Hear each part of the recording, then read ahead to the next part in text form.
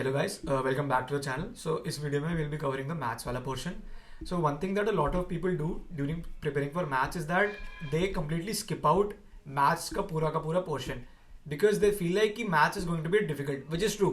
Maths difficult होती है, but rest assured Jin courses में maths compulsory होती है ना, for example eco honors हो गई या फिर even BMS, इनकी cut offs are relatively lower क्योंकि maths का जो पेपर आता है थोड़ा difficult आता है.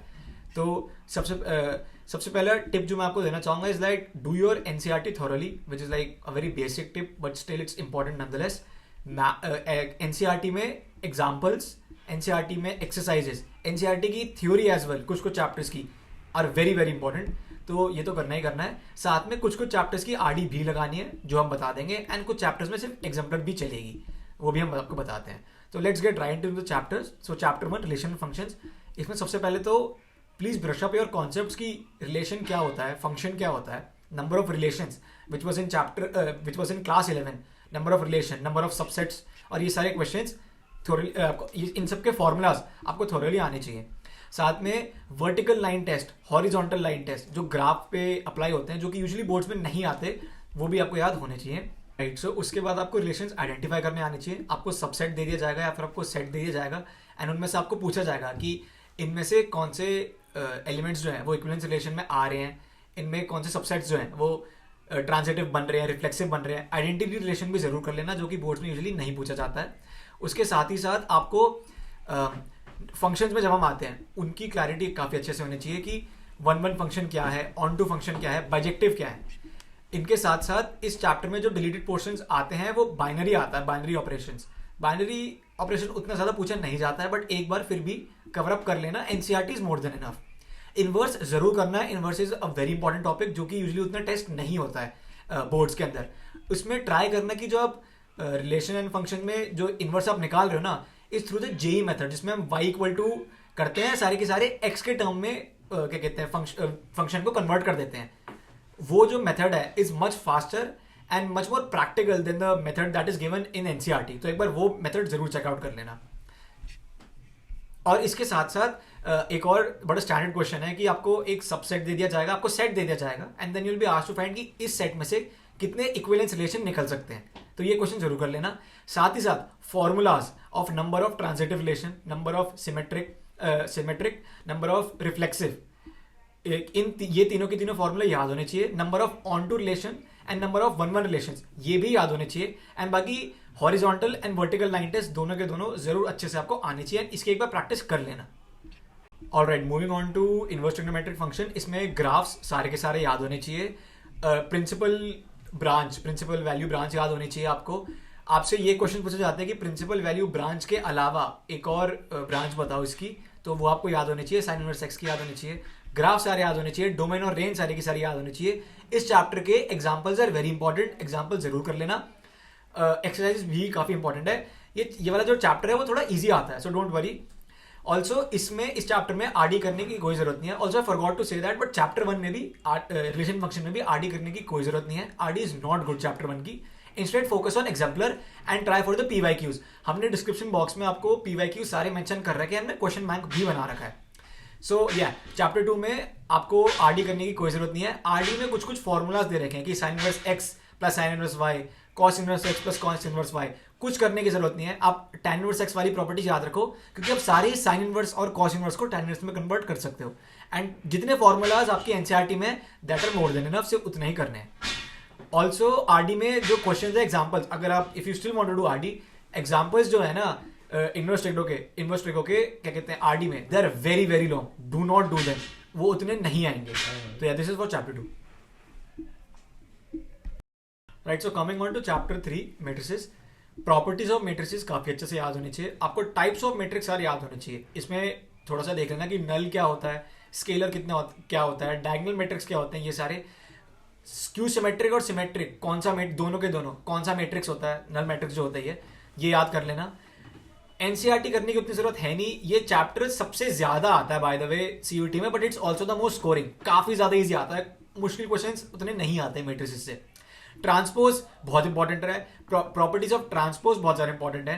Properties of symmetric and skew symmetric बहुत इंपॉर्टेंट है. आपको एक टाइप ऑफ क्वेश्चन आपने देखा होगा एनसीईआरटी के मिसलेनियस में, जिसमें आपको एक मैट्रिक्स दे रखा था like B transpose A B, और आपसे पूछ रखा था कि वो जो मैट्रिक्स है क्या वो सिमेट्रिक मैट्रिक्स है, स्क्यू सिमेट्रिक मैट्रिक्स है।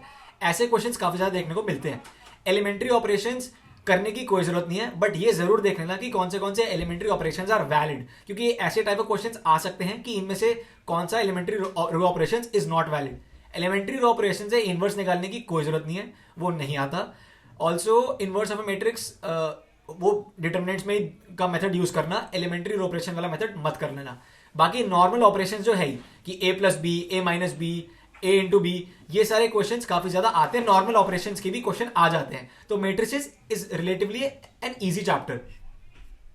Then coming on to determinants. Now determinants is थोड़ा ज्यादा इंपॉर्टेंट मैट्रिसेस से, बिकॉज इसमें प्रॉपर्टीज आ जाती हैं, क्योंकि this portion was deleted. Properties of determinants जरूर गो थ्रू करना एक बार एनसीईआरटी, एंड हो सके तो आरडी के एग्जांपल्स कर लेना। No need to do RD के एक्सरसाइजेस, बट आरडी के एग्जांपल्स कर लेना। Also just a small tip, पूरे के पूरे क्वेश्चन सॉल्व करने मत बैठना प्रॉपर्टीज ऑफ डिटरमिनेंट से। इंस्टेड जैसे जो क्वेश्चन होते हैं उनमें एक्स वाई होगा या फिर ए और बी होगा, ए और बी की वैल्यूज लेट कर लो, एंड ऑप्शंस में भी उनकी वैल्यूज लेट कर लो, एंड उसके बाद अब मैच कर लो कि सॉल्व करने के बाद किससे आंसर आ रहा है। बट ए और बी की वैल्यूज ऐसे लेट करना कि जो 4 ऑप्शंस हैं उनमें 2 ऑप्शन में सेम आंसर ना बैठे। कभी कभार कि तुमने 1 और 0 लेट कर लिया ए और बी को, और एक ऑप्शन 0 है और तुम्हारा आंसर भी 0 आ रहा है, तो ये प्रॉब्लम आ सकता है। तो this is just a small tip. Formula सारे याद होने चाहिए कि एडजॉइंट ए की प्रॉपर्टी सारी याद होनी चाहिए, डिटरमिनेंट ऑफ एडजॉइंट ए की सारी प्रॉपर्टी याद होनी चाहिए, इनवर्स की डिटरमिनेंट की सारी प्रॉपर्टी याद होनी चाहिए, और एरिया ऑफ ट्राइंगल भी अच्छे से कर लेना। एरिया ऑफ ट्राइंगल से इक्वेशन ऑफ अ लाइन वो भी कर लेना। आरडी मैट्रिसेस और डिटरमिनेंट्स की जरूरी नहीं है, करनी है तो सिर्फ और सिर्फ प्रॉपर्टीज ऑफ डिटरमिनेंट्स के लिए करना, बाकी के लिए there is no need for that. इसमें पीवाईक्यू जरूर कर लेना, मैट्रिक्स डिटरमिनेंट्स के बहुत ज्यादा पीवाईक्यूज हैं, तो मैं समझ आ जाएगा। ऑल्सो एक बार बोर्ड के क्वेश्चन भी जो तुम्हारे 1 मार्कर होते थे बोर्ड के क्वेश्चन में, 2 मार्कर होते थे, उनके जरूर देख लेना क्वेश्चन की मैट्रिक्स डिटरमिनेंट्स के कैसे आते थे, उतना ही लेवल होता है। Alright, then coming to continuity and differentiability, differential calculus is by far the most important topic आपके पूरे के पूरे मैथ्स डोमेन का। सबसे ज़्यादा डिफरेंशिएशन ही आती है, and continuity differentiability is like the first chapter for that, तो it becomes quite important. Continuity कैसे निकालनी है याद होनी चाहिए, डिफरेंशियबिलिटी कैसे निकालनी है याद होनी चाहिए। कुछ फंक्शंस की जो बेसिक फंक्शंस हैं उनकी continuity एंड डिफरेंशियबिलिटी रटी होनी चाहिए कि mod x जो है it's continuous everywhere but it's not continuous जहाँ पे फंक्शन 0 बन जाता है, याद होना चाहिए। mod x -2 अभी जैसे बोला कॉन्टिन्यूस एवरीवेयर बट डिफरेंशिएबल कहां पे नहीं है, जहां पे फंक्शन की वैल्यू 0 हो जाती है। gif(x) is not continuous at integer points, ठीक है, ये चीजें याद होनी चाहिए। इसमें मैच द फॉलोइंग क्वेश्चंस काफी ज्यादा आते हैं जिसमें आप टाइम स्पेंड नहीं कर सकते पूरा का पूरा डिफरेंशिएबिलिटी एंड कॉन्टिन्यूटी निकालने के लिए। बाकी हाँ, कॉन्टिन्यूटी एंड डिफरेंशिएबिलिटी के क्वेश्चंस सीधा भी आ जाते हैं जिनमें आपको उन फंक्शंस के निकालने पड़ेंगे जिसका आपको कोई आइडिया नहीं होता, जैसे नॉट मॉड का आ गया, फिर किसी का मे बी साइन का कोई ट्रिग्नोमेट्रिक कॉन्टिन्यूटी निकालने को आ गई, ऐसी कुछ डिफरेंशिएबिलिटी भी ऐसी आ सकती है। तो फॉर्मुलाज तो याद होने चाहिए, कैसे निकालते हैं वो भी याद होना चाहिए। Try to find shortcuts in that, क्योंकि बोर्ड के हिसाब से कॉन्टिन्यूटी जैसे तुम कराते हैं कि LHL देन RHL, वो थोड़ा जल्दी वो छोटी छोटी चीजें लिखने की आदत ना बंद करो एंड डायरेक्टली जंप करो क्वेश्चन पे। वो चीज़ बहुत ज़्यादा इंपॉर्टेंट है क्योंकि पेपर जल्दी खत्म हो जाएगा and you have to be like very fast. Also इसके अलावा डिफरेंशियबिलिटी के फॉर्मूलाज बोल दिए, डिफरेंशिएशन अच्छे से आने चाहिए। आरडी के एग्जाम्पल लगाओ भाई, आरडी के एग्जाम्पल बहुत ज़्यादा इंपॉर्टेंट है डिफरेंशिएशन के लिए, क्योंकि डिफरेंशिएशन डायरेक्टली नहीं आता, लाइक ऑब्वियसली डायरेक्टली भी आता है कि like find the derivative of this function, but उसके अलावा ऐसे क्वेश्चंस भी आते हैं जो आपने देखे होंगे।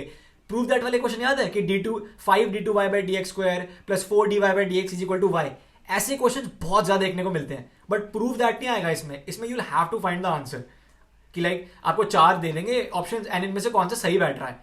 तो ये क्वेश्चंस ना, स्पेशली इस टाइप के क्वेश्चंस जरूर करना, बहुत ज्यादा इंपॉर्टेंट है।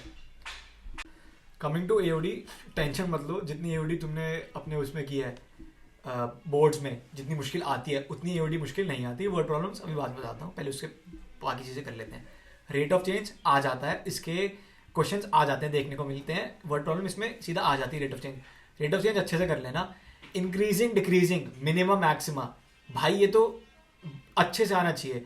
इंटरवल्स पूछ जाते हैं कि किस इंटरवल में इंक्रीजिंग है किस में डिक्रीजिंग है। मिनिमम मैक्सिमा फंक्शंस का पूछ जाएंगे, कुछ फंक्शंस का मिनिमम मैक्सिमा भी टिप्स पे होना चाहिए कि जैसे एक्स स्क्वायर है, कोई पॉलिनोमियल फंक्शन है, जैसे एक्स स्क्वायर हो गया, एक्स क्यूब हो गया, एक्स स्क्वायर लेते हैं लेट्स से, इसका minimum is 0, maximum is infinity, है ना। तो ये चीज़ें याद होनी चाहिए कुछ कुछ फंक्शंस की, तो बेसिक फंक्शन जो होते हैं। बाकी मिनिमम मैक्सिमम निकालना आना है, इंक्रीजिंग डिक्रीजिंग निकालना अच्छे से आना चाहिए। आरडी के एग्जांपल्स आर वेरी गुड, ठीक है।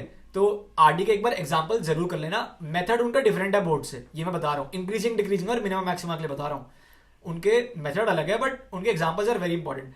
ट्रिग्नोमेट्रिक में इसमें बड़े क्वेश्चन आते हैं कि ट्रिग्नोमेट्री दे देंगे, ट्रिग्नोमेट्रिक फंक्शन दे देंगे, उसका मिनिमम मैक्सिमम पूछ लिया, इंक्रीजिंग डिक्रीजिंग पूछ लिया, ऐसे क्वेश्चन देखने को जरूर मिलते हैं।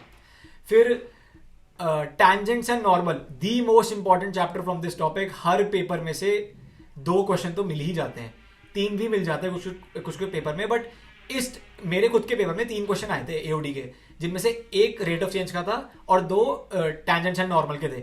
एंड क्योंकि द फैक्ट बिकॉज ये जो चैप्टर टॉपिक जो था ये कट रखा था आपके बोर्ड्स में, तो थोड़ा मुश्किल होगा ग्रास्प करने के लिए, इसलिए इसको सबसे पहले उठाना एंड इसको अच्छे से करके जाओ। टैंजेंट्स एंड नॉर्मल्स तो भाई बहुत अच्छे से करना आप लोगों को।